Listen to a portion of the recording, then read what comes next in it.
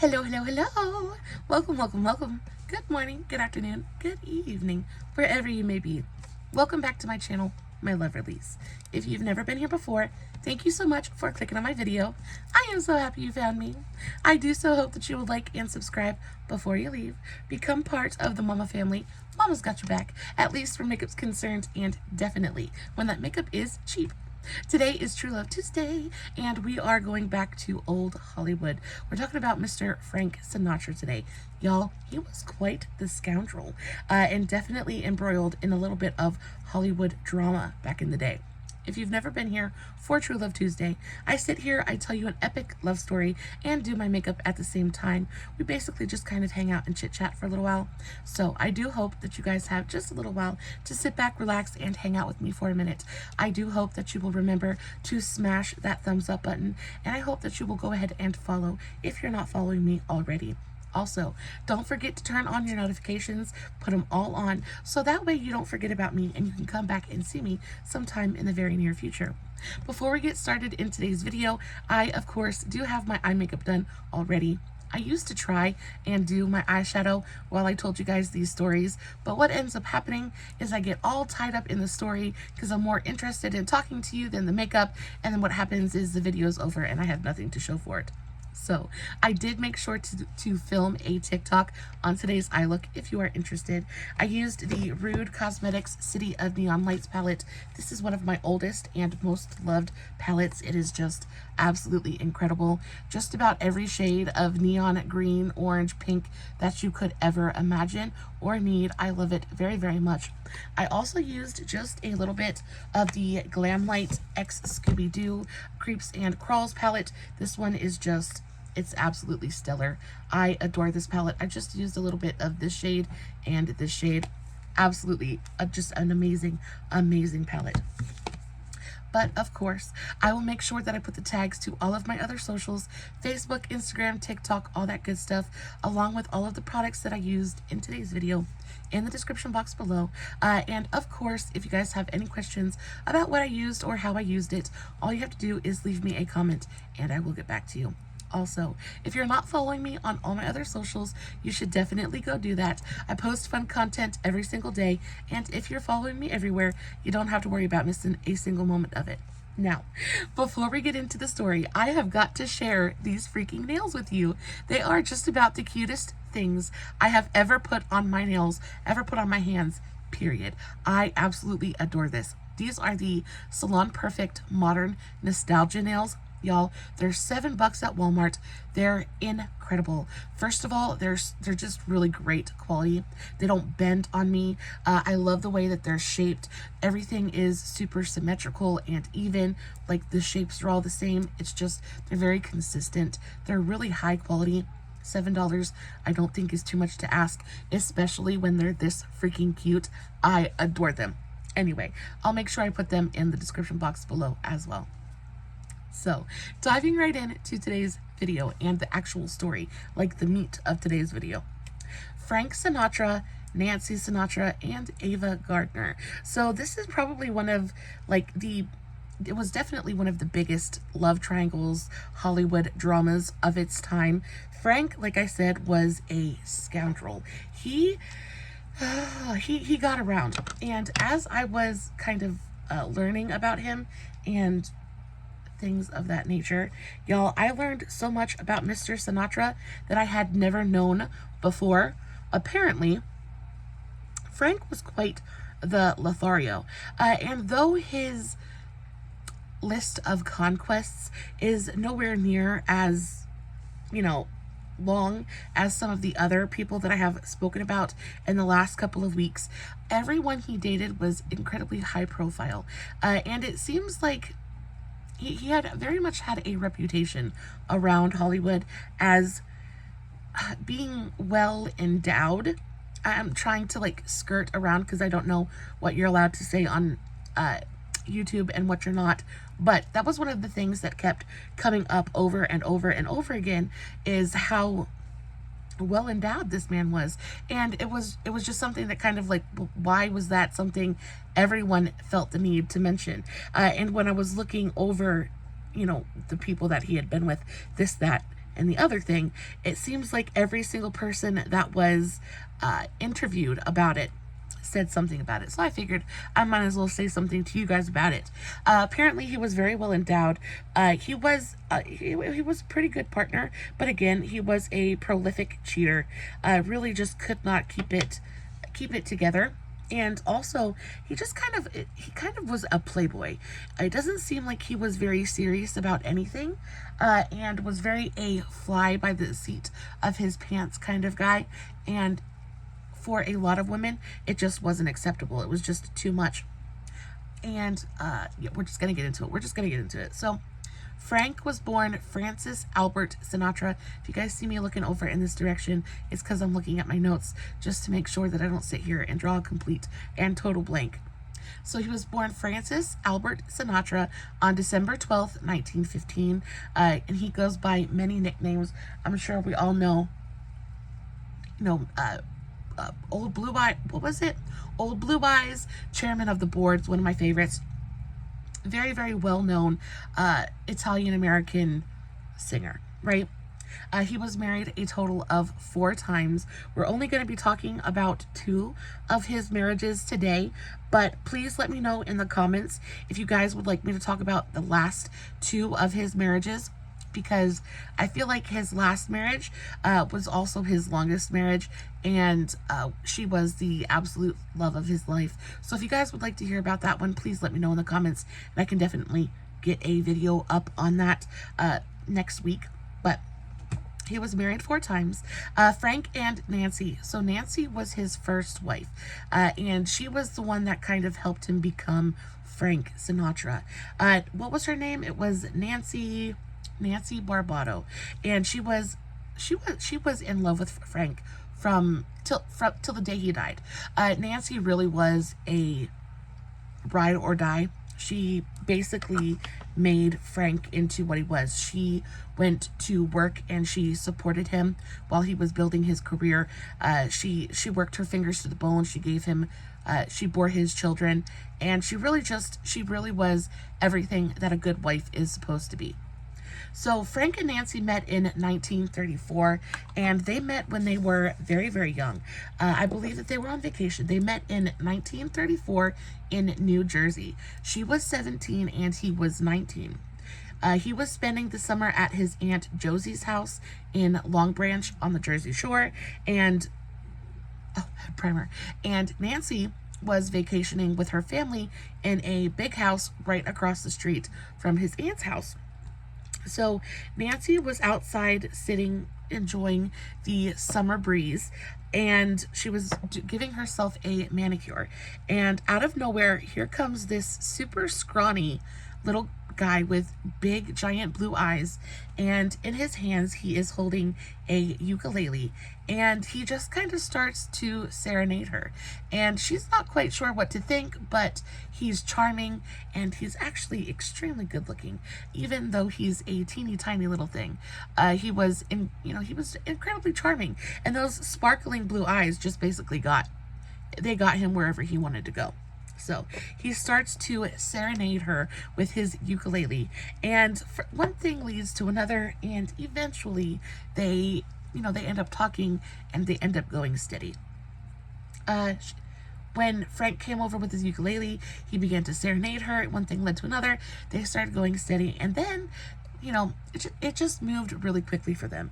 It kind of was like they met up and they instantly knew that they were each other's people, because very quickly thereafter they ended up getting married. Now, they got married on February 14th, 1939. So they met in 34, got married in 39. Nancy went on to work as a secretary while Frank was trying to build his career. And like I said, she worked her fingers to the bone to get this man, because things weren't cheap. And Frank, he would hold small jobs here and there, do odd jobs, things like that, but he never did really hold down a job. So she was basically the one that had to go out and be the breadwinner. And then also, it takes money to record demos and to get headshots, things like that. And somebody had to pay for that. So Nancy ended up being the one to join the workforce, and she was the one who worked and provided the money for Frank to get his headshots done and to make, I'm not even sure what they did, records, tapes, something like that. She was the one who kind of bankrolled the operation. She gave she got an advance from her job, and she got an advance of $15. Now, $15 back then was a lot of money. You got to think about, like, a gallon of milk was like 25 cents, right? So she borrowed $15 from her job so that Frank could go and get professional headshots taken. Now, Frank goes and gets these headshots and kind of starts to disperse them around to local medias, things like that, local clubs. And he actually ended up getting a singing job at the Rustic Cabin in New Jersey. Now, after Nancy got the $15 advance and he was able to get some headshots, then he sent them to big band leader Harry Jones. And when Harry heard Frank on a live broadcast from the Rustic Cabin, he kind of, the name kind of rang familiar, and he went back and looked at Frank's headshots and realized that this was actually a pretty attractive guy, and he kind of had that charm thing that is fairly necessary for someone to make it in the in the Hollywood scene, or in the music industry, I guess. And so he gets in his car, he gets the headshot, he gets Frank's file, he hops in the car. Harry hops in the car and runs up to the Rustic Cabin and listens to Frank sing live. And after that, very quickly, he signs Frank. Frank really could croon. He had a voice on him like nobody's business, and Harry James was very quick to recognize that. So he's the one who signed Frank to his very first music deal. His first major music job. Now, Nancy said that she went on tour with the band in the fall of 1931. So Harry goes up, he signs Frank. He was like, okay, we got to start making money. Like, you've got a voice, you've got talent, we can't waste it. So they kind of throw a tour together, and it wasn't thought out very well. They just kind of got on a bus and just went for it, really. And so, of course, Nancy, they don't have children at this point. I don't think, anyway. So Nancy gets on the bus and she goes with them. She's like, you know what? We're in this together. Let's do it. Let's go have an adventure. So they go, and very quickly they realize that the music business is a really, really tough one to break into. It's hard enough to find a gig, right? But then on top of that, you have to try and get paid. And a lot of times people just were not willing to pay for services. And in one specific instance, they had just done a show and they were broke. They were dead broke. And the owner of the establishment that they had just played in refused to pay Harry. And because he wouldn't pay Harry, Harry didn't have any money to pay anyone else. And like I said, they're dead broke. They don't have any food. They're starving. They don't know what to do. Luckily, Nancy is there, and they scrape together what pennies they can, and Nancy whips together an absolutely fantastical spaghetti dinner. And their daughter, Frank and Nancy's daughter, Nancy Jr., because they named their son Frank Jr. and their daughter Nancy Jr. They have 3 children in total.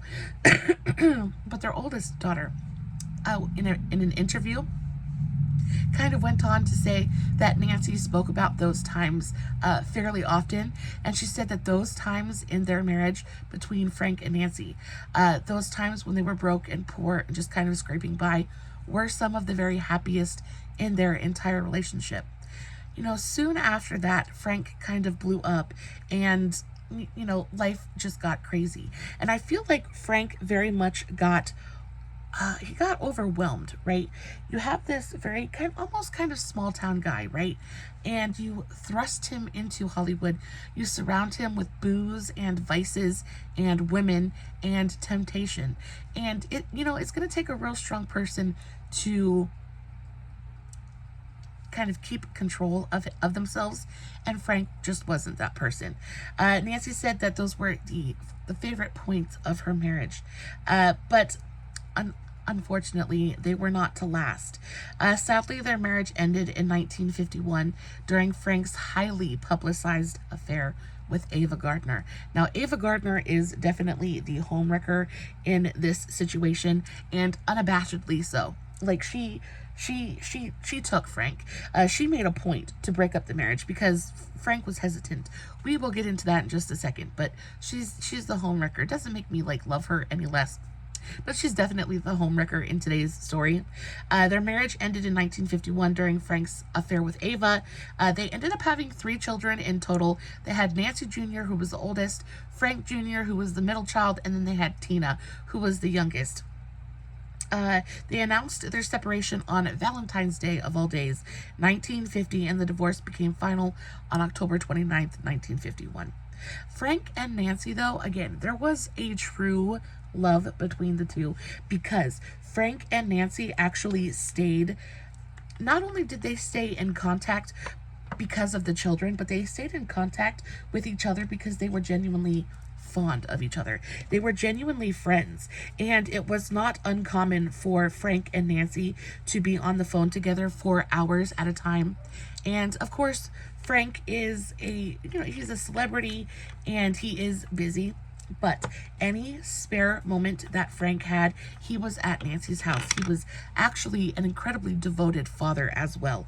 So he would, any spare chance he got, he would go on over to Nancy's house, be with his kids, talk with Nancy.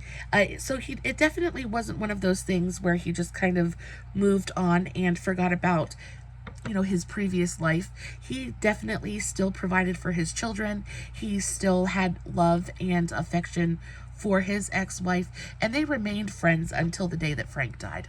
And oftentimes, Nancy Jr. Would say that she would come out into the kitchen and her mother would be on the phone with Frank, and her mother would say, "Okay, I'll see you in a little while," and she would start pulling things out of the freezer. And Nancy Jr. would, of course, ask, "What are you doing?" And she would say, "Well, your father's coming to dinner. I want to make him some food so he has leftovers so he can take home." So again, there was still that love and warmth and affection there, even after the marriage had dissolved. And then you move on to Frank and Ava, and I think their relationship is a little bit more kind of typical of what a Hollywood romance is, because it burned hot, it burned bright, but it burned fast, and then it burned out. And there was nothing there because it wasn't built on anything but lust. And that is it was Ava Gardner's kind of claim to fame. She was a lust-inducing kind of sex pot, really, and very unabashed about it. So Ava Gardner was born December 24th, 1922. So she was 7 years younger than Frank. And she was born Ava Lavinia Gardner. Now, she was married 3 times in all. Twice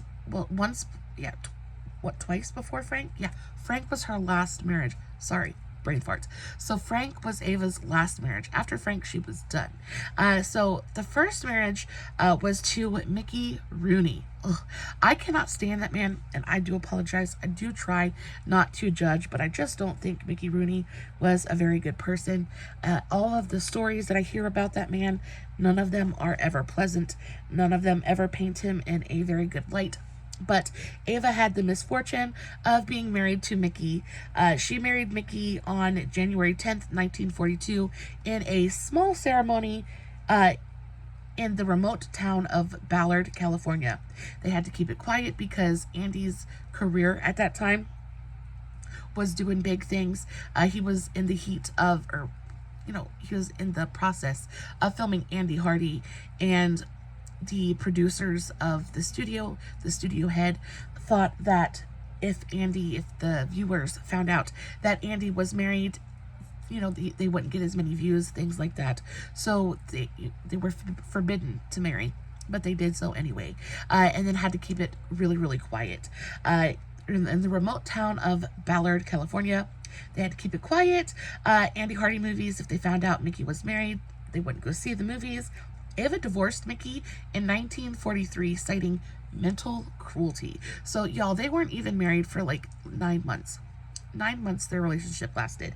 And again, Ava ended up saying the same things about Mickey that everybody else I've ever heard of, any of his other paramours, said he just was a cruel man. He was a partier, he was a womanizer, he was an alcoholic, and he was just intentionally cruel. And it wasn't necessary, and Ava just wasn't going to put up with it.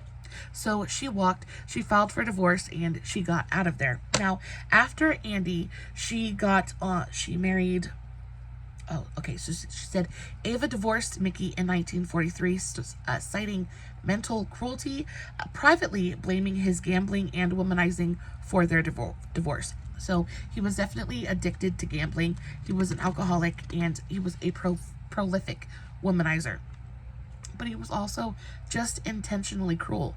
But of course, she couldn't say any of those things publicly, because if she had, it would have ruined his squeaky clean reputation. Now, we got to remember that this is a time in Hollywood full of morality clauses in contracts. We're talking everybody, like the viewers, the American public, they want their stars to be squeaky freaking clean, right?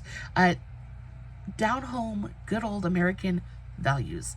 And if the public would have learned who Mickey really was, they definitely would not have supported him the way that they did. And I think in Andy Hardy, he played the squeaky clean kind of son of a lawyer. What was it? He ruined his on-screen image of the clean-cut judge's son. That the public, and the thing that the public does, and we still do that to this day, is we assume that an actor's roles kind of like art imitates life, right? And we assume that what we see on the screen is indicative of who they are as people, and most of the time that's just plain not true. So Ava was like, "Thank you, next," and she moves on to jazz musician and big band leader Artie Shaw. Now, if that name sounds familiar, it's because Artie was actually in the process of getting a divorce from Miss Lana Turner when he meets Ava. So everything. It's a big old town, but a very, very small world. So he is in the process of divorcing Lana when he meets Ava. They strike up a relationship and end up quickly jumping into marriage. Sadly, this marriage goes just about as good as her first marriage did, and they got married and divorced. Their whole relationship lasted maybe a little bit under a year. She had recently been married, Lana Turner. Ava was married to Artie from 1945 to 1946. So then we have Frank and Ava, and this is where the story actually kind of gets good and gets a little bit interesting, because they were just so hot for each other. Again, their passions were, their relationship in general was just hot and fast and passionate, but not made to last.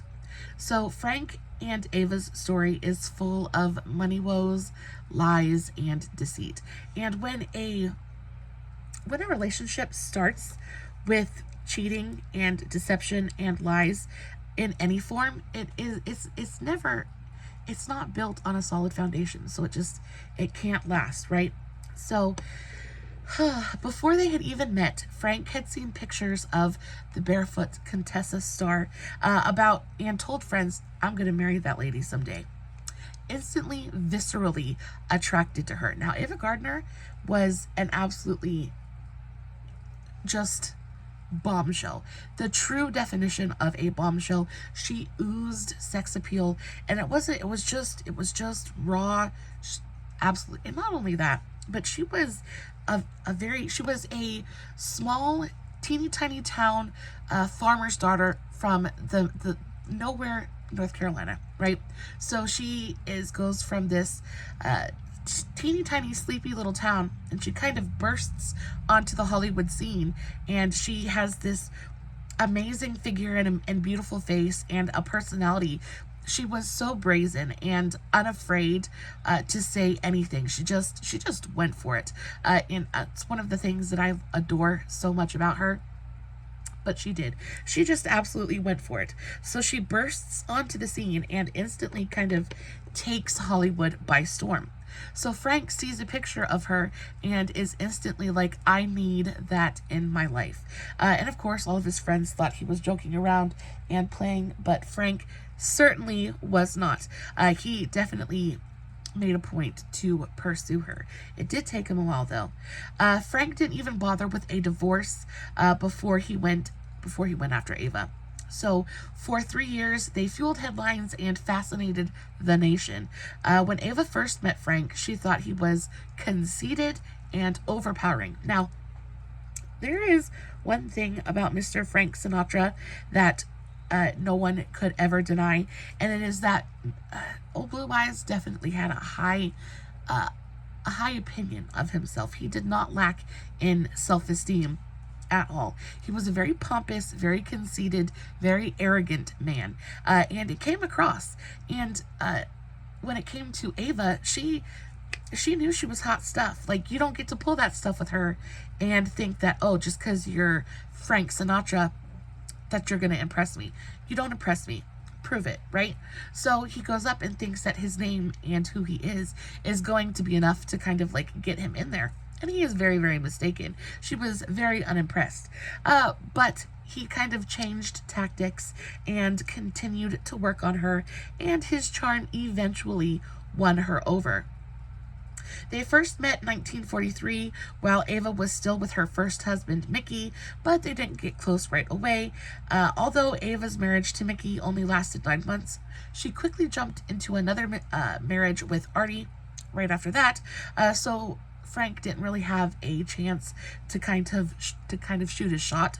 But then, right after Artie, but wound up twice divorced by the time she was 25. So she's very just kind of like at a loss at this point. She has tried twice in the last few years to, to build something with someone. And both times it has crashed and burned, and she has completely failed. She's like, what is going on here? So then in comes Mr. Sinatra. Frank and Ava cross paths again at the MGM studios, and this time sparks flew.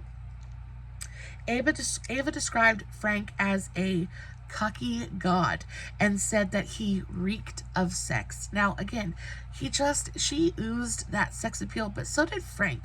There was something about Frank, again, in his cockiness and self-assuredness that was very alluring, especially to a woman like Ava, who, again, I'm sure gets hit on or was hit on 1,000,001 times every single day. 1,000,001 different people coming up to her, kind of begging her to just look at them, basically. And then you have Frank Sinatra, who just kind of waltzes up to her and is like, what's shaking? Like there's got to be something different there, something alluring there. So yeah, she's intrigued. But what really put the nail in the coffin was the head of the studio forbade. He said no, absolutely not. He didn't want Ava anywhere near Frank. He basically told them, you guys, Louis B. Mayer forbid her from seeing him. He was married with 3 young children, and she had just gotten out of 2 divorces. And again, morality clauses, things like that. He didn't want Sinatra's stink to touch her, basically. And this kind of shoved her into Frank's arms because, of course, Ava's not going to be like, oh, well, you can't tell me what to do. Like, she's not going to have it. She's not taking orders from anyone.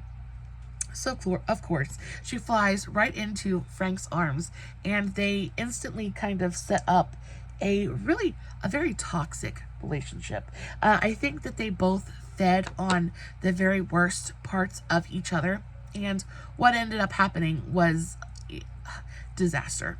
So on the night that it was 1949 when they met for the second time, and Ava was single, but of course Frank wasn't. He was still married to Nancy, but that didn't stop them from starting an affair. He walked up to Ava and said, Well, boy, you're prettier since last time I saw you. And I can just imagine him saying that in his Frank Sinatra voice, and it kind of melting her bones a little bit, right? So they instantly start up an affair. Ooh, don't fall. They instantly strike up an affair. Now, to Frank, Ava, who was a farmer's daughter from small town nowhere, North Carolina, had grown into a quote-unquote glorious woman. And so they began their affair and went absolutely wild. Like I said, they fueled each other's fires. They fed off of each other's the very worst in each other. So the night they started their affair, they took a drunken joyride after a party in Palm Springs. Now, Frank was in the dumps over having just lost his contract with MGM Studios. His life's not going so great at the moment. And, Ava's just the thing to kind of put a smile on his face again. So, Ava's trying to cheer him up. They go for a joyride after a party. Definitely don't endorse drinking and driving, but that's what they did.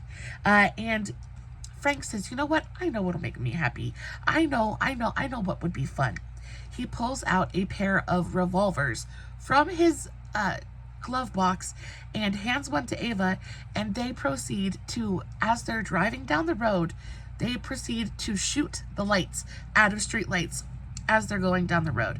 And of course, they're drunk and don't care. Revolvers are loud, and of course, eventually they get caught. The police get called, and they end up in jail at 3 a.m. in the morning. Now, Frank's publicist most likely used his mafia connections because, of course, Frank is notoriously known to have been involved with the mafia. So he gets his publicist to the jail at 3 a.m. and somehow, some way, ends up being able to get both Frank and Ava released first thing, right? And when Ava was asked about it a little while later, she said, God knows how we got away with it. I guess Frank knew somebody with a badge. He usually did. And of course, again, that ties right back in to the fact that he was notoriously known to be involved with the mafia. So, and again, I'm sure part of that really intrigued Ava as well. Like, I'm sure it would. It's a little bit dangerous. It's a lot of bit dangerous, actually. But it was something new, and it seemed like Ava was very much a wild card, and that kind of thing really did, attract her. So that is how their affair began. Now they continued to fall deeper and deeper in love with each other, but Ava's starting to get a little upset. Now, why is Ava starting to get a little bit upset, you may ask? Well, that is because Frank wasn't leaving his wife, and Ava was over it. So Frank had promised Ava that he was going to divorce Nancy and that they were going to get married. And Frank, of course, because he loved Nancy, I don't think he wanted to divorce Nancy. I feel like if Frank could have had his cake and eaten it too, he definitely would have. But Ava just wasn't having it. So she actually ended up making Frank call Nancy and tell her that he wanted a divorce. Now, of course, Nancy did not want to divorce Frank. Nancy loved Frank. And it wasn't even like Nancy isn't the one that asked for the divorce. If it hadn't have been for Ava, I do feel like Frank and Nancy probably would have stayed married until the end of time, because Nancy just didn't care. Nancy didn't care about the fact that he was out there running around. Of course, it was incredibly embarrassing, but she kind of knew what was going to happen. She had so much love for Frank that I feel like she probably would have put up with just about anything in order to keep her family together. Maybe it wasn't just about Frank either. Maybe a lot of it had to do with the fact that they had 4 children together, and that she just didn't want to break up her home. But either way, she was very hesitant to give Frank his divorce. So Frank didn't even want to ask for the divorce. Ava eventually makes him call Nancy and is like, you have to get a divorce. I want to be married. We're going to get married, or we're not going to be together anymore. I'm going to stop seeing you. So reluctantly, Frank gets on the phone and he calls Nancy and he's like, we got to get divorced. Now, Again, Nancy initially did not want to grant his request for a divorce, but she got to thinking about it, and really, again, the only reason she did it was because she knew that if he was married and got caught running around with Ava, then he was going to have a lot of problems, especially, with morality clauses, things like that. It was going to really negatively impact his career. So she eventually agrees to the divorce, and they get divorced. Now, very, very quickly after Frank and Nancy divorce, 3 days after, to be exact. 3 days after Frank and Nancy are divorced, Frank marries Ava, and they are now Mr. and Mrs. Frank Sinatra, the new Mr. and Mrs. Frank Sinatra. And for a very short while, they are incredibly happy. But, of course, I think a lot of people of course they knew about Nancy, right? It had been Frank and Nancy since Frank Sinatra had been a name, right? So, of course, everyone knows who Nancy is. And the fact that he married Ava 3 days, literally just 3 days after their divorce had been finalized, went ahead, oh, I can't breathe, went ahead and let everybody, the public, know that, of course, there had been an affair going on. And people did not take kindly to that. People did not enjoy, the fact that he was a philanderer and that he had been out running around with his wife. On top of that, with a much younger woman, and, he was kind of deserting his wife and children to run off with, his new piece. His side piece, I guess. So the public reacted really, really badly to that, and it was kind of a recipe for disaster for his career. A lot of times he had no money because he wanted the divorce, and because Ava had insisted on the divorce happening so quickly. What ended up happening was Frank had to go out and he had to get a loan in order to pay Nancy the divorce settlement. Now, as much as the divorce was fairly amicable, of course, Nancy has 3 children, 3 of Frank's children, and has to be able to provide for them, right? She was a stay-at-home mom. Frank made all the money. So, and unfortunately, Frank was not very good with the way that he managed his money. He was not a very responsible adult at all. So of course he didn't have the money for the divorce settlement. So he ended up having to get a very sizable loan in order to pay Nancy for the divorce settlement. On top of that, child support, things like that. So after he gets the loan, he is dead broke. He's dead broke. But then, as soon as the public finds out about the divorce, things like that, his record sales absolutely plummet. He's having a really, really difficult time even just getting people to show up to his concerts. He's having a really hard time getting butts in seats, and a lot of it had to do with the fact, that he did his wife dirty and abandoned his children, though he didn't really abandon them, if that's what the public thought. So people just weren't paying attention to his music anymore. Record sales were at an all-time low. His concerts were nearly empty. So he's got Ava now, but he has nothing else. And this was the beginning of the end for their relationship, because above all else, Frank adored his career. It was the single most important thing to him in his entire life was his career. So they got along beautifully when they weren't fighting, which unfortunately was all the time. A friend of theirs said they loved fun and they loved their quiet moments, but it wasn't all smooth sailing. They had plenty of fights too. The fighting became more and more frequent. They would get mad at each other, but in different ways. Ava said that he had a temper that bursted into flames while hers simmered under the surface for hours. And I think that's pretty typical of male and female attitudes, really, because I'll get mad and I'll just sit there and I'll just stew on it for hours. My husband kind of gets mad, and then 10 minutes later he wants to come up, hug and kiss on me and say, "Oh, is everything all better now?" No, it's not. Anyway, they were very, very different people, and when you build a relationship solely on sex, of course it's not built to last. You have to actually like the person that you're in a relationship with in order for that relationship to be successful. Theirs was not. Frank's popularity began to wane as his fan base began to grow up and kind of their taste in music changed. And then, of course, he just was having a really difficult time getting people to attend his concerts, things of that nature. And it was having a very large effect on his mood. And because of that, of course, him and Ava began to fight even more than they were already fighting. Now, Frank followed her to movie set after movie set because, of course, his career had kind of stagnated just a little bit. So he's got all the time in the world. And of course, Ava is at the top of her game at this moment. She is like, everybody wants a little piece of her. So she is jet setting around the world, going from movie set to movie set. And Frank is just kind of following along behind her like a lost little puppy. And he begins to feel his hold on her loosen, right? There's nothing really holding them together anymore. So in an act of desperation, he starts to buy her incredibly lavish, expensive gifts. But again, Frank is broke. Frank is broke. So how is he paying for all of these expensive, lavish, extravagant gifts? Well, come to find out, he was using Ava's own charge accounts to buy her gifts. Like, I don't know why. I don't know why he thought that might be a good idea, but that is indeed what he did. And y'all, that was the end. That was the end of it.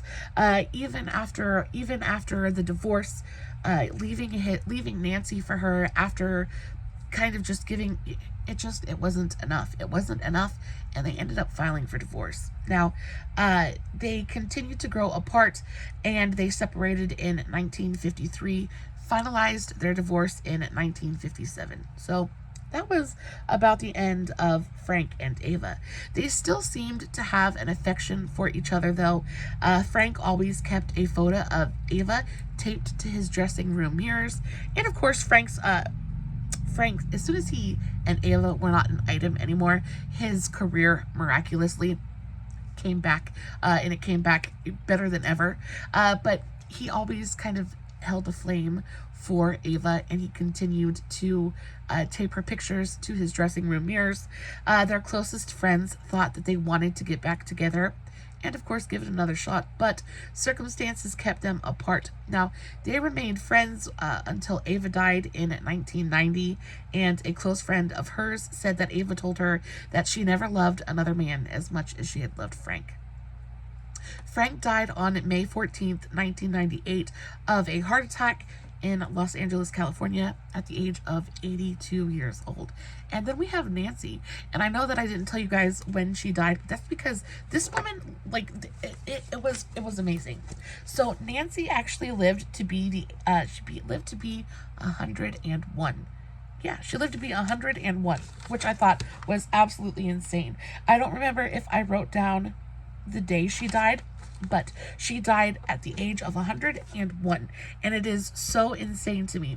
She was a good woman, and her kids, again, very well taken care of, had very great memories of both her mom and her dad. So I'm not hating on Frank either.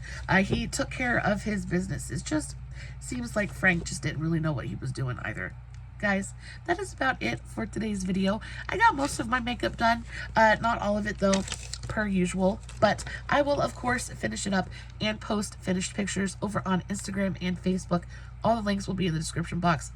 As always, no filters, no edits, no fancy lighting. It's just me sitting in front of my camera telling you guys an epic love story, doing my makeup, hoping you guys are enjoying what I'm doing. And until next time, stay safe, take care of yourselves, and remember, you're important. Bye.